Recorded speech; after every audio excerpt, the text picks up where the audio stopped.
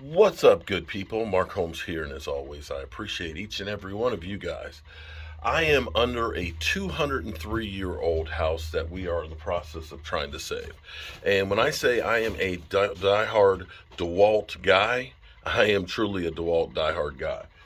This one right here, this is one of the first laser levels that DeWalt actually made. And you can see how big this thing is.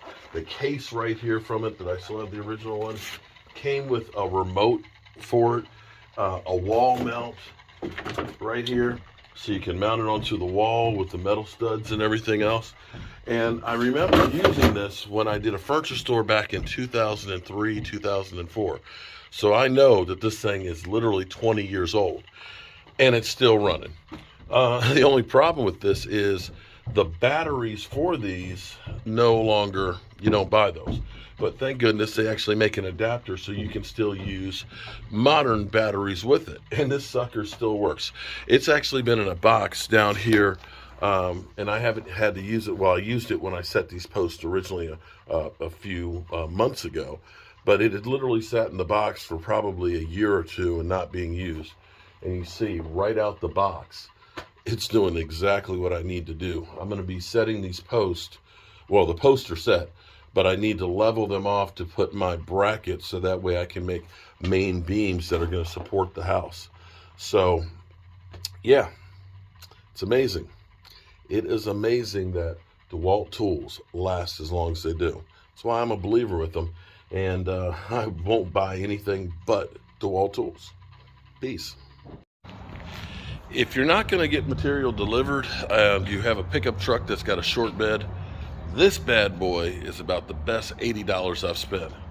This is an extension for your loads. So I've got 16 foot, I've got 8 2x12 16 foot going into a 6.5 foot bed. I wouldn't say go across the country with it. Ideally, it's good if you actually have some more weight to go up on here and to strap it down, but I'm only going 2 miles down the road at 25 miles an hour. But it'll save on the delivery costs. And I always like to pick up my own lumber, because sometimes when you get the deliveries, you get some real shit boards. Just saying. You know, sometimes in life you have to eat crow. And my son here is going to make sure that I eat crow, because I said, literally, we just pulled in here to take this wood off. I said, Jet ain't coming today.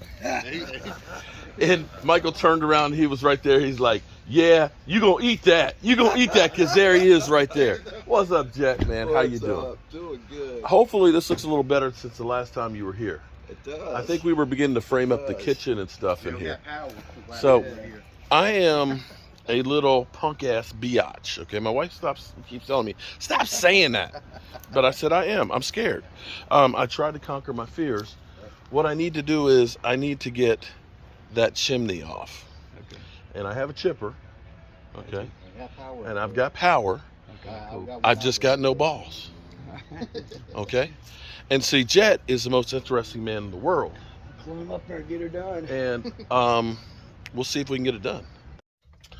All right, so here's what we're going to do. Originally, I had set these up to the level point, as level as I could. The only problem is the whole house has a little bit too much where you can only jack it up so far over there. This side is actually pretty tight. It didn't rot out. This side over here, because they ended up sealing it off, it couldn't breathe like it was supposed to, and those ended up rotting out. So here's what we have to do. Originally, I was going to use micro lam beams, and we were going to basically notch these out and use some of the meat. The micro lam beams, basically right now, to get the 30-foot ones I need, are about $300 a piece, so you're looking at $1,200. The other option is using 3 2x12s. 3 2x12s put together will have the same amount of holding strength. So I'm going to need to cut these posts off 11.25 inches, and then we're going to put on a, didn't bring them down yet, a actual metal bracket that's going to go on here that'll tie these together. And I'll do that on all of these. I actually have 8 2x10s, excuse me, 2x12s out there so we can start setting that beam up. Upstairs on the roof, Jet is going to be working on the roof to go ahead and get that chimney out for me. Thank God. Okay, and so we'll be working on that as well. So I'm going to get cutting on these things, and we're going to make this place livable. Hopefully, by Memorial Weekend, we'll be living in here.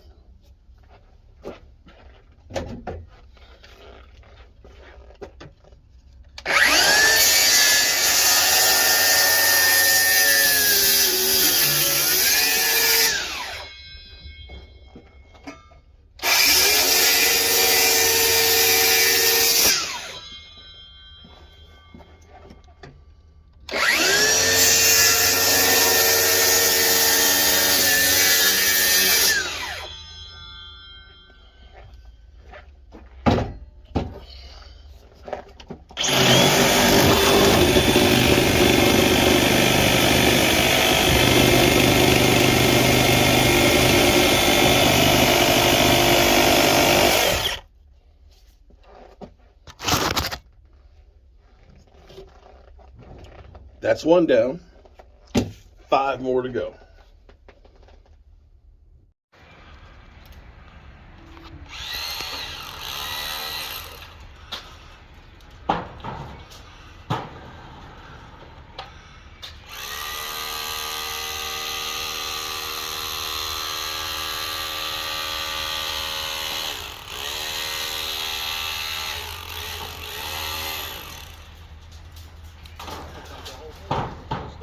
It looks like the whole thing could be just. It wasn't just go, but it looks like it's loose now. Took a few of them all. I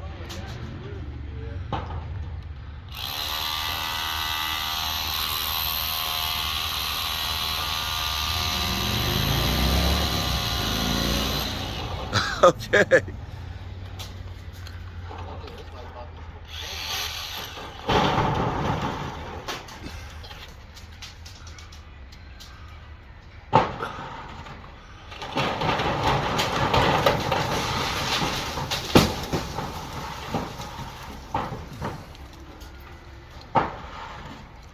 Well, that was easy.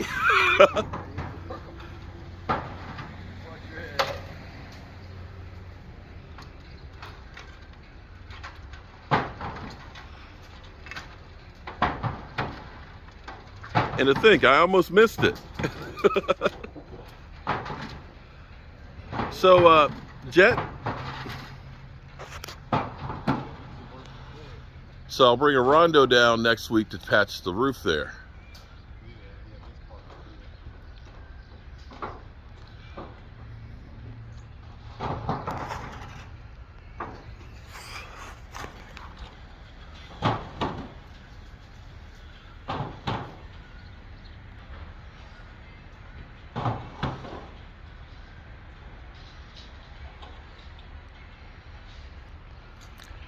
Ain't that a biatch? I only cut one post down there in the time he just took that down.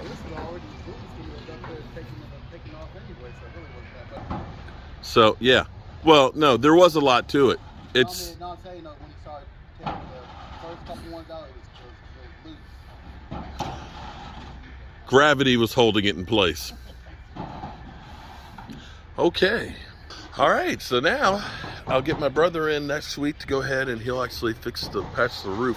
We're gonna try and see if we can get a little bit of time out of this roof. It's not a great roof, but money-wise, it's gonna cost a whole bunch more to get a metal roof put on there, although we're gonna try and see what we can do. So let me get down here on the beams. We might get this chimney down upstairs on through and really be in great shape. Wow. I love it.